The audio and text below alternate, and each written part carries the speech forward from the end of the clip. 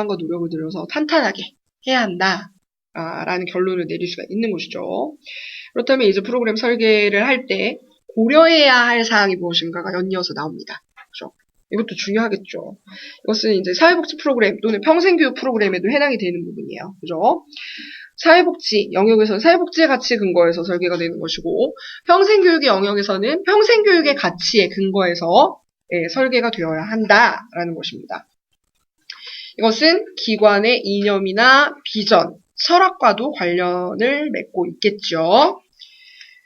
자, 고려할 점. 첫 번째가 그것이고요. 두 번째는 뭐예요? 프로그램 설계를 위해 필요한 모든 정보가 확보되어야 해요. 그쵸?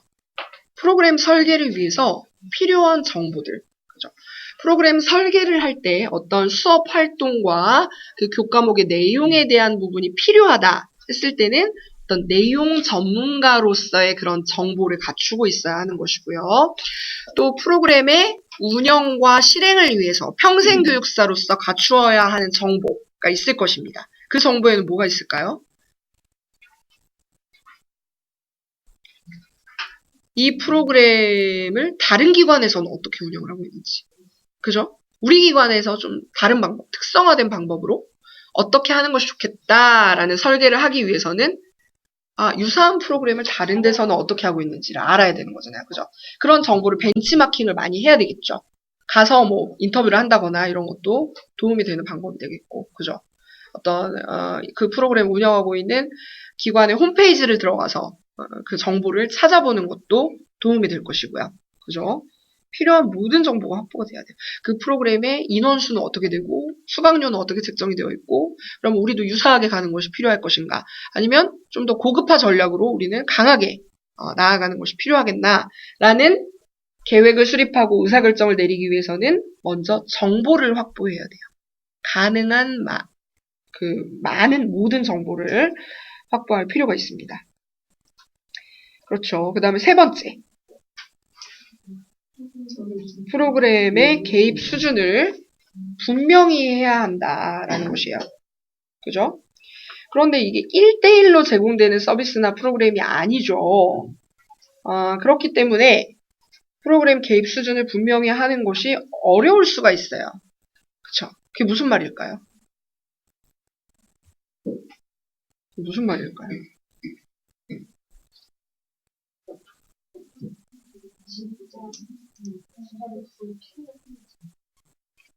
네, 필요로 하니까 왔겠죠?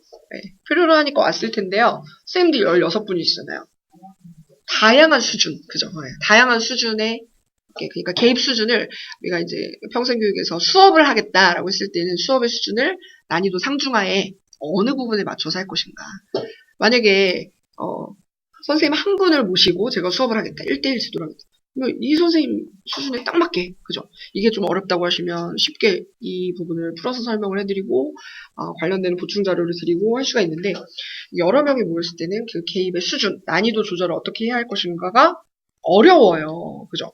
어렵지만 어느 정도의 수준을 결정해 놓고 그 다음에 서비스를 제공하고 프로그램에 참여하는 그 과정에서 조절을 해나갈 필요가 있다라는 것입니다. 그렇죠? 네, 그래서 지금 살펴본 프로그램 설계 시 고려할 점 3개가 나왔기 때문에 고려할 점이 아닌 것은 뭐 이렇게 나올 수 있겠죠. 그죠? 다른 하나 엉뚱한 걸 딱 넣어가지고 그렇게 쓸 수가 있겠죠. 그죠?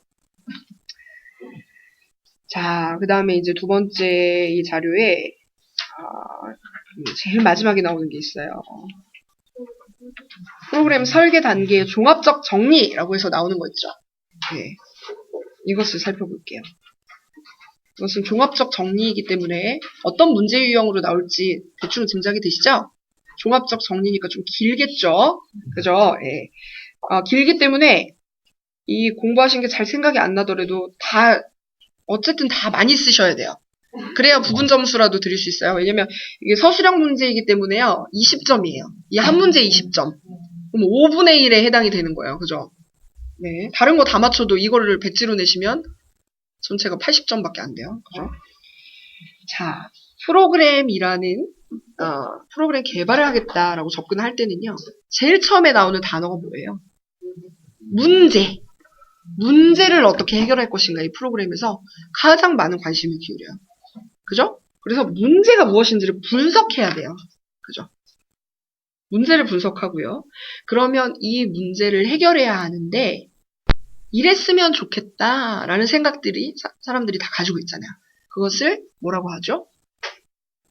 욕구. 그죠? 욕구라고 합니다. 그죠? 문제를 분석한 다음에는요, 이제 욕구 사정을 해요. 사정이라는 평가라고 했어요. 그죠? 욕구 조사 평가를 하는 거예요. 그래서, 어떠한 욕구들이 있구나. 우리 나중에 나올 이제 매슬로우의 욕구 이론이라던가, 브래드쇼가 욕구의 유형을 4가지로 설명했던 그런 것들이 있잖아요. 그러한 구체적인 방법을 통해서 욕구 사정이라는 활동을 하는 것입니다. 욕구 사정을 했더니요, 그러면 이러한 욕구를 가지고 있는 사람들에게 프로그램을 제공하려고 하는데 어떤 사람들이 참여하면 좋을까라는 생각을 하는 거죠. 대상의 결정이 이루어져요. 그죠? 이 프로그램에 참여하는 사람들은 선생님들은 평생교육사 자격증 취득을 위해서 학습을 하시는 성인 학습자잖아요. 청소년 애들이 여기 들어올 수가 없어요. 그죠? 대상을 결정해야 되고 그리고 추구하는 목표가 자격증이 필요하신 선생님들이 오시는 거예요. 그죠? 대상 결정, 자격 기준 결정을 합니다. 자, 그 다음에는 내 프로그램에 집중을 해서 이 프로그램에서 달성해야 하는 목적과 목표가 무엇인가를 명확하게 하는 활동을 하는 거예요. 그쵸? 목적과 목표의 설정을 합니다. 근데 가설 수립은 아직 하진 않았는데요. 이 목표를 뒤집어서 달리 표현하면 가설이 되는 거예요. 뭐냐면 이 프로그램을 통해서 평생교육 프로그램 개발론의 관련 지식과 스킬을 함양한다 라고 제가 학습 목표를 세웠다고 해봅시다. 그러면 이 프로그램에 참여하면 학습자들이 평생교육 현장에서 프로그램 개발에 대한 지식과 스킬을 높일 수 있을 것이다 라고 표현하면 그게 바로 가설이에요. 그쵸? 가설. 그죠? 또 슬픈 예. 기상이 악화되면 수색 작업에 난항을 빚을 것이다. 그죠? 인과관계를 설명하고 있는 것이 바로 가설인 것이에요. 그쵸? 이 가설이 프로그램에서 필요한 이유는 문제 해결로 접근을 하기 때문이에요. 그죠?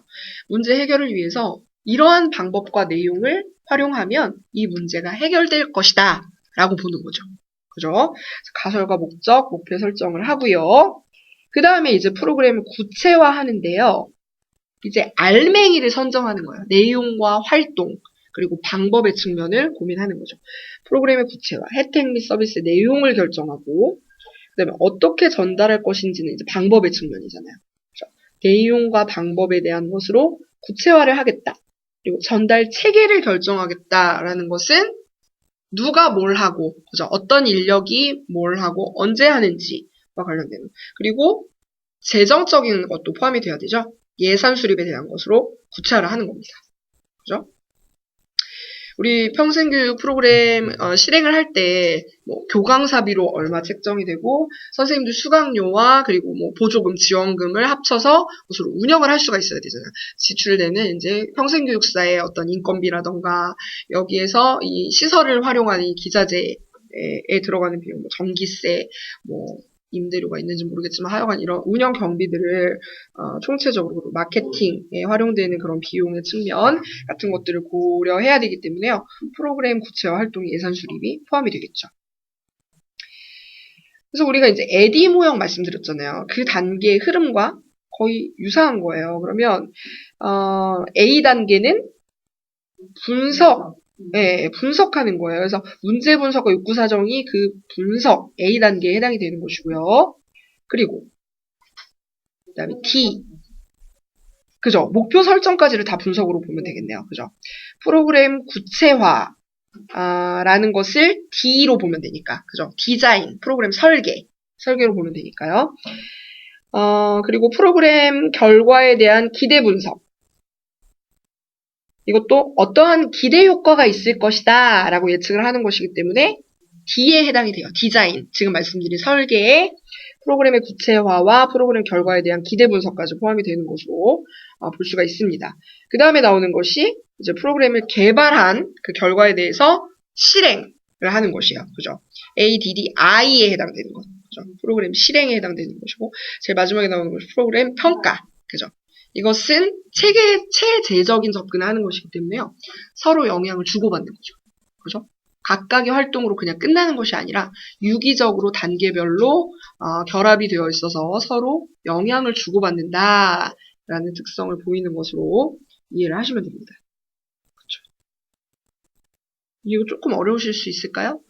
이게 이제 네, 몇 점이에요, 소수는? 20점. 이거 한 문제 20점이요? 이거 하신 거 순서대로 적어야 되죠? 막 적으면 안 되죠? 무작위. 네. 순서대로 적으셔야 돼요. 순서대로 적으셔야 되는데요.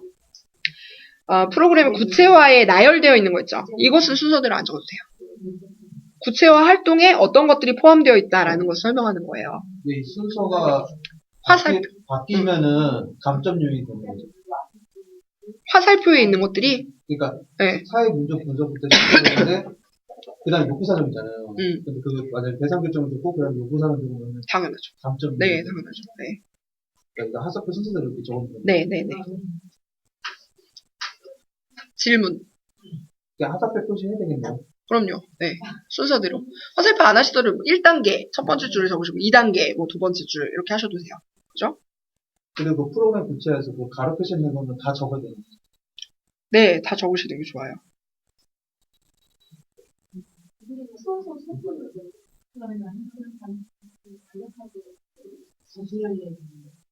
이대로 쓰시면 돼요. 이대로 쓰시면 되는데 이거 딸딸 외우셔야 되잖아요. 그러니까 풀어서 이제 설명을 다 하시면 그것도 이대로 쓰시는 것과 동일해요. 예. 동일하게 20점 다 받으실 수 있어요. 서술형 그보다 앞뒤가 안 맞으면 안 되잖아요. 앞뒤가 맞으면 순서. 서술형 나열을 하실 때는 순서대로 쓰셔야 되죠. 예. 오케이, 네. 에디 모형 딱 기억하시고, 그대로 어떻게 표현이 됐었지? 라는 것으로 기억을 해보세요.